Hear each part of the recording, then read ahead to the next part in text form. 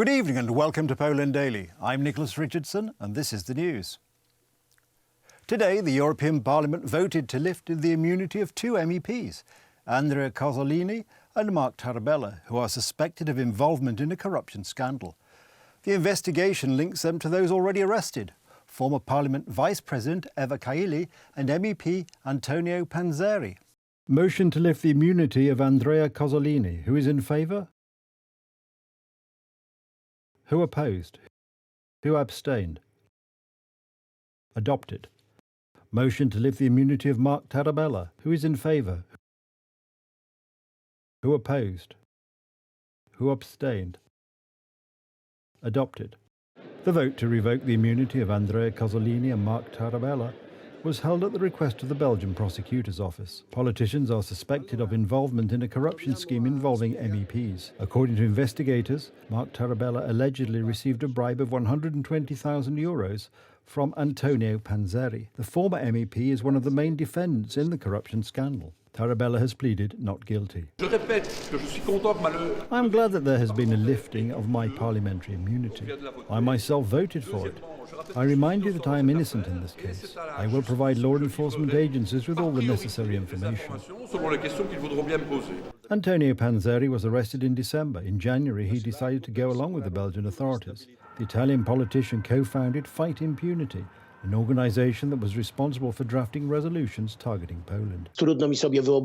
I find it hard to imagine that individuals who would be able to manipulate at least the left or the European People's Party to vote for such controversial solutions. Andrea Cozzolini's assistant, on the other hand, was Francesco Giorgi, who was arrested in December and was the partner of deposed deputy MEP Eva Kaili. Most often and most acrimoniously, this supposed rule of law has been defended by leftist circles. And when we look at who the Belgian prosecutor's office has detained, it turns out that this left has laws pushed with platitudes. If someone puts their life in the hands of people who pay them bribes, they can't expect that this will never be revealed, but will come out sooner or later. The main figure in the corruption scandal is former Vice President of the European Parliament, Eva Kaili. Investigators found €600,000 in cash in her apartment. In January, the court decided to extend her detention for at least a month. This is a group that needs to be held accountable, punished, removed from lawmaking. But as much harm as this very case, this very situation has done to the European Parliament and the European Union, it will take a very long time to repair this bad image. Initially, the media reported that the money to European politicians flowed from Qatar and Morocco. However, over time, a Russian thread has emerged in the investigation. As MEP Jacek Saryusz-Wolski reported, Eva Kaili was said to be of interest to the Belgian prosecutor's office for her contacts with Russia. It is very interesting to see how far this scale of corruption has gone. And of course, very interesting to see how much Russia has had its fingers in all this. Because we know that Europe has failed the test, let's be honest. Many questions also remain about Radosław Sikorski. According to a Transparency International report, the former foreign minister earned €800,000 from so-called other activities. To date, it remains unclear who paid the Civic Platform MEP and for what. Prime Minister Mateusz Morawiecki has announced that from the 1st of April, bakeries and confectionaries will be able to benefit from reduced gas prices.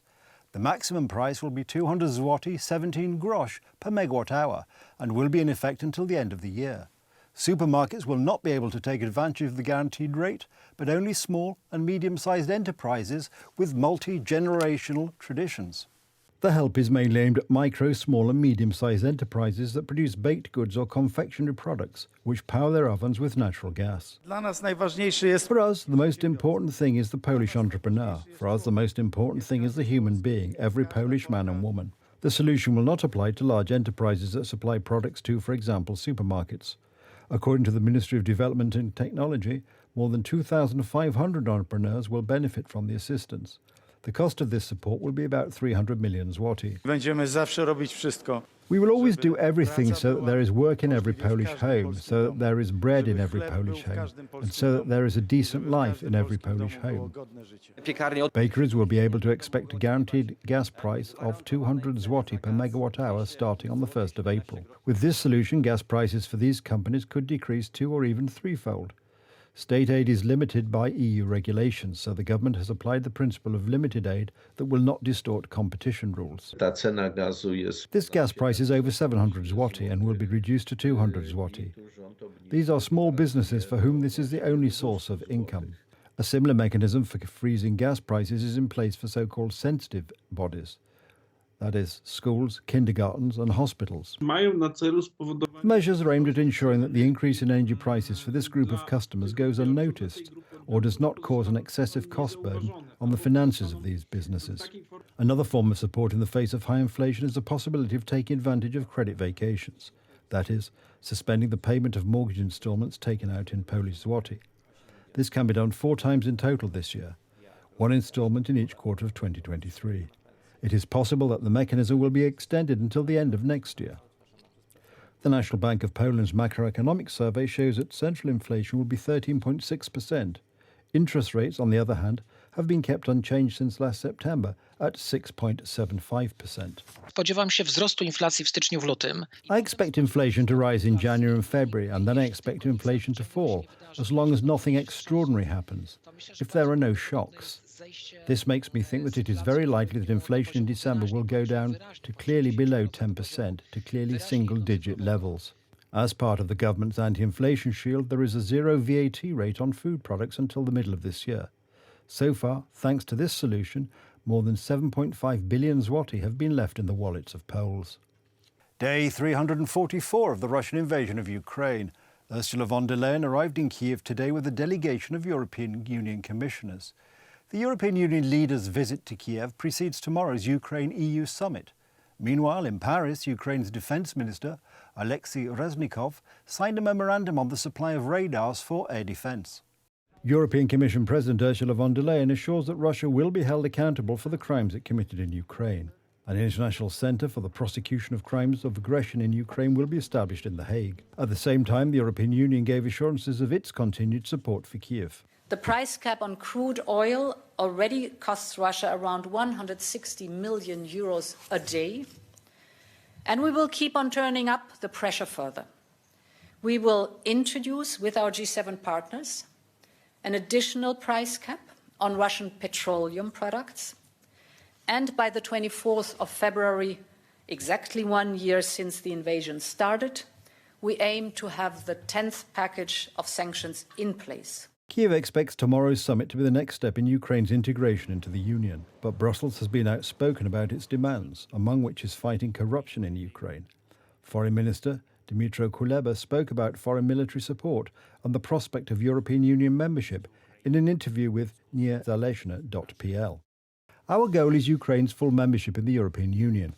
Our country has shown significant progress in implementing the recommendations of the European Commission. Separately, I would like to draw attention to the far-reaching consequences of Poland's decision to transfer Leopard tanks to Ukraine.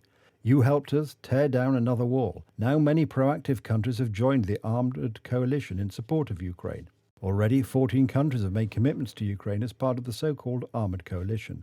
Among them are the United States, the United Kingdom, Sweden, Poland and Belgium. Although the government in Brussels is sympathetic to the issue, at this point it does not have an adequate reserve of tanks. The solution is supposed to be to buy back the machines from the Belgian company OIP.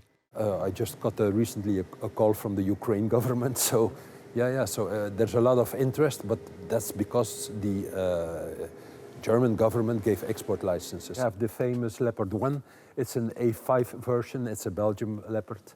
Yes, we bought this approximately 8 years ago in the market. They are available over here, but we cannot use them as is, of course. We need a full retrofit. We have to look at the fire control system. Meanwhile, the Russian Defense Ministry is preparing to increase the number of troops to 1.5 million. Currently, more than 320,000 Russians are fighting in Ukraine. The Kremlin is gradually increasing combat activity on the front. Russian troops are trying to capture positions near the strategic city of Liman. We have noted an increase in offensive actions on the part of the occupying forces at the front. The situation has become much more difficult. We have been standing firm since the beginning of the full-scale Russian invasion, from February to February. From the point of view of Russian propaganda, it is important to achieve something concrete right now.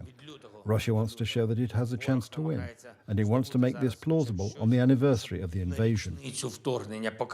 Formations of Russia's Wagner Group, which have been storming Bakhmut for months, are being redeployed to southern Ukraine. They are being replaced by trained units of the Russian regular army. Russian experts say that only 1 in 5 of the Wagner Group's recruited volunteers is currently capable of fighting. It made me realize that among the people you consider your compatriots, there are those who can come and kill you in an instant on someone's orders, even those you consider brothers.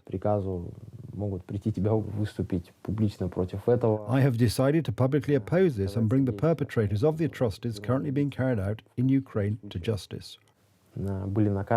Meanwhile, a detachment of Russian special forces has arrived in the Russian-occupied Donetsk region in eastern Ukraine. It is tasked with quelling a mutiny among Russian soldiers. Occasionally, Russians storming Ukrainian positions voluntarily surrender themselves to captivity. That's the news. Thank you for watching. Stay with us for the weather, Poland Daily Business and more programmes. But from me, it's have a good night and a better tomorrow.